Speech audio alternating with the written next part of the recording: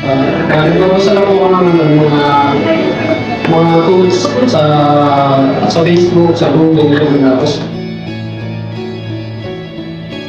Mga tayo, hindi naman natin natin siya mararamdaman. So, yung post-traumatic stress disorder, Hindi na sila naka-deploy. Ano na sila, nasa bahay na sila, tapos may gumalabog na malakas.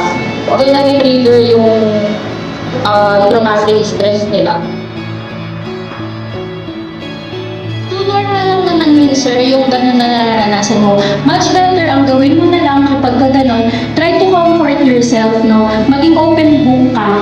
Kasi kapag ka ganyan, parang ka nahihiya ka sa kanila, ganun, maging open book ka lang, lagi ka lang mag-smile, then approach, ganun lang, and then kung pansinin ka nila, okay. Kung hindi, okay.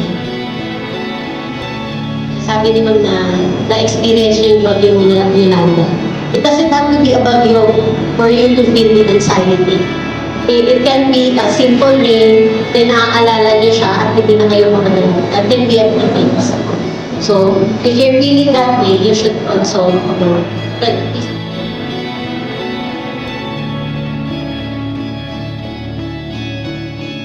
Minsan kasi, we felt that we are alone. Kasi, mas mabuti yun naman yung kailangan sometimes na okay, ito mag-isa lang ako. So, kaya ko to kasi mag-isa ako.